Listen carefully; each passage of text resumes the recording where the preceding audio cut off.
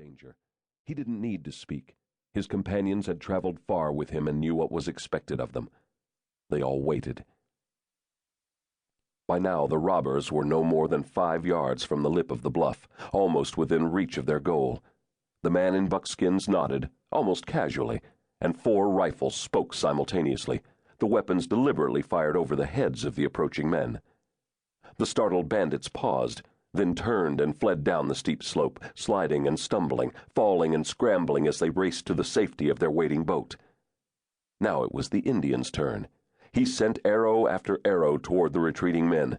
The bandits saw the arrows dropping around them and increased their wild pace as they dragged their boat into the water and rowed off to safety. The man in buckskins listened, heard the fading sound of oars, and nodded. His companions turned and strolled back to their wagons for another hour of sleep. He and the Indian wrapped themselves in their respective blankets. Within a few minutes they had drifted back to sleep. The men, women, and children of the train were still asleep. Even those who had awakened briefly had mistaken the firearms volley for a crack of thunder. The wagon train was secure. As always, Kathy Van Isle looked lovely as she emerged from her wagon. Totally unaware of her beauty, she paused on the back step to tuck some stray strands of her long blonde hair under her sunbonnet, then tightened the sash of her dimity dress. She looked like a young girl in her teens, rather than a widow of 23. That air of innocence wasn't accidental. She had never been intimate with her elderly husband, Otto, a miserly farmer from Long Island, who had died in a raid on the wagon train. Kathy stepped down to the ground just as Whip Holt, the hired guide and wagon master of the Oregon-bound caravan, came into view. Tall and sinewy in his buckskins, he was armed, as usual, with a brace of pistols and a long bullwhip wrapped around his middle that gave him his name. His skin was leathery after years of exposure to the outdoors, and his eyes were hard. But when he saw Kathy, he grinned at her, and suddenly he looked younger than 29. She smiled at him in return, her heart skipping a beat. When Otto was alive, it had been necessary to conceal her interest in Whip, but all that had changed since the young mountain man rejoined the train several weeks ago as it moved westward across Missouri. Now she had no reason beyond her own sense of discretion to hide the way she felt.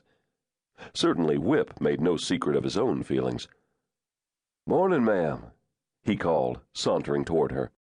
"You're wearing a new buckskin shirt and trousers, I see," she said politely. He was surprised that she had noticed what he was wearing. "Well, you know how it is.